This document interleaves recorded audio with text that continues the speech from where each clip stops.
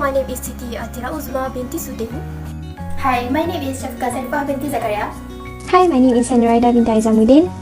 My name is Nohairunisa binti Rusli. Our group would like to discuss about how to solve and answer for the past year question May 2012. First and foremost, I will present a question related to Chapter 6, which is Project Management. Now let's take a look at past year question that we prepared. This is the following activities of the project. To answer this first question, transfer the data from the table to put in the PERT diagram. Circle will represent as node, the arrow represent activity. The alphabet above the arrow signify the task while the number represent the time required to complete the task. Start with the first node, which is node 1, draw arrow to represent activity A, which from node 1 and put alphabet A and the duration 2. Next, draw arrow for activity B and C. Then for activity D, preceding activity by activity C and D. In this situation, we need to put dummy because there is a relationship of activities. For activity E, draw node and arrow from node B.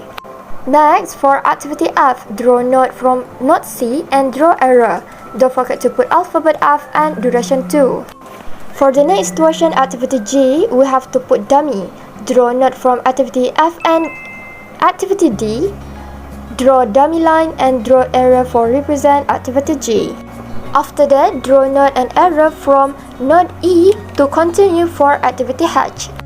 Continue draw node arrow for activity I from activity F. Again, don't forget to put alphabet I and the duration. Repeat the step for activity J and activity K. Next, for activity L, there's a dummy from activity J. Draw node 9 and arrow to represent activity L. Last activity is activity M, which draw node and arrow from node K and end it by draw node 13. Let's move on to the next question. For question B, we must refer to PERT diagram and draw small box for earliest event time and latest event time. We must start with EET. EET at the first node must be always 0. Now we have to calculate EET for node 2. EET for node 2 is 0 plus 2. Then continue adding plus each event to the node 3, 4, 6, 7, 8, 10 and 12. After that, EET for node 9, we must choose largest sum, which come from 14 plus 3 equal to 17 and 10 plus 2 equal to 12. We must choose largest sum, which is 17. For the ending of EET with the same step for node 9, we must choose 20 because of largest sum. EET will be equal to 20. To complete the box, we must calculate for LET. The LET calculation start at the loss at network and move backwards. LET at node 13 will be 20 for LET node 12. 20 minus 2 equal to 18 and continue minus to the node 6, 7, 10, 8, 4 and 9. For situation node 3, we must choose smallest one. From node 6, 14 minus 7 equal to 7. From node 7, 15 minus 3 equal to 12. So we choose number 7 for node 3. Same step for node 2.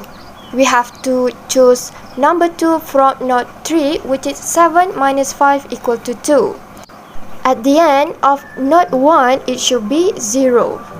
That leads me to the next question. What is critical path of this project? For critical path, we must choose the same duration of EET and LET and then draw the direction. Besides, for critical activities is the alphabet event for the same EET and LET. Next is question D. Question D requires us to determine the program's estimated completion time. According to the latest event time LET for each event, we can see that the project completion time is 20 months. We need to determine the total float for activity F. To calculate the total float for activity F, we need to calculate 8 minus 5 minus 2 and equals to 1 month. So the total float for activity F is 1 month. We need to determine the independent float for activity H, and In order to find the independent float for activity H, we need to calculate 17 minus 15 minus 2 and equals to 9 months. So the independent float for activity H is 9 months. Lastly, question F. If activity E is revised from 3 months to 6 months, how would this affect the project? So in these questions, we are required to find out whether activity E will affect the project if it was revised from 3 months to 6 months. Activity E is known as a non-critical activity. The maximum duration to complete project E activity is 5 months. So, if activity E was delayed to 6 months, it will affect the total completion time, which means will be delayed to 1 month. The new completion time will be 20 months plus 1 month and equals to 21 months. If activity E delayed their project until 3 to 5 months, which should be completed within the time frame, it will not affect the total completion time. Next, I will pass my presentation to our next presenter about question 4, chapter 8, aggregate product planning. Let's take a look at the question. Strategy 5 and need to calculate its capacity per month, forecast demand, total capacity, inventory, overtime, subcontract if any, and lastly total cost. To calculate capacity per month, we need to know its standard output, working hour, working days, and number of workers. In this question, DCP highlight that its standard output is 20 minutes per can, has 20 workers, working for 8 hours, and work for 25 days every month, except for January, April, and May, which is 30 days due to festive seasons. The formula for calculating capacity per month is 60 minutes divided by standard output times working hours times working day times number of workers. Capacity per month in February, March, June, July is 60 minutes divided by 20 minutes times 8 hours times 25 days times 20 workers equal to 12,000 units per month. Next, for capacity per month in January, April, and May is 60 minutes divided by 20 minutes times 8 hours times 30 days times 20 workers equal to 14,400 units per month. Next, we need to prepare a table. The first step, we need to determine the forecast demand for every month first. Before that, we need to consider the opening inventory if any, and also the demand. Based on the information, last month inventory is 400 units, which means that is opening inventory for the first month. Then, the demand is 500 units for each month except in April, May, June, and July, which is 1,000 units of demands. So, forecast demand in January is 12,500 plus 500 demand minus opening inventory 400 equal to 12,600. In February, 12,050 plus 500 demand equal to 12,550.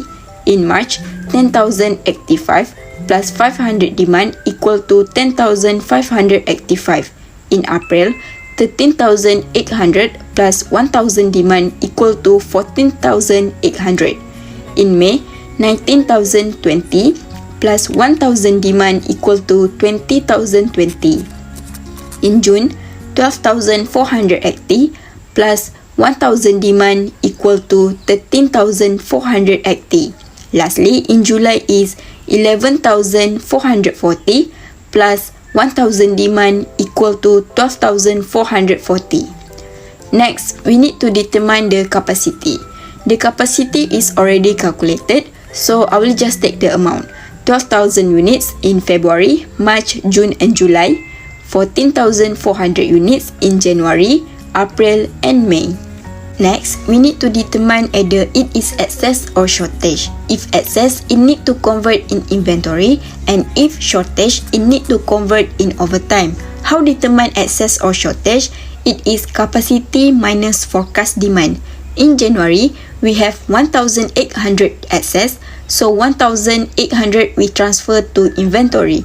In February, there are 550 shortage. In this case, we need to deduct from ending inventory of January with the shortage in February, which is 1,800 minus 550 equal to 1,250 units. So balance inventory in February is 1,250 units. In March, there are 1,415 excess. So we need to add the excess with the ending inventory in February. Then we got 2,665 units for ending inventory in March. In April, there are 400 shortage. So ending inventory in March, we deduct with 400, we got 2,265 units for ending inventory in April. In May, shortage is 5,620 units. However, the ending inventory in April is not enough to cover the shortage. When 2,265 minus 5,620, there is still have balance 3,355. Based on the information, the overtime unit limit is 1,500 units. So 1,500 units we put in overtime, and the balance of 1,855 units shortage can be covered by subcontract. Subcontract means needs to offer external party to do.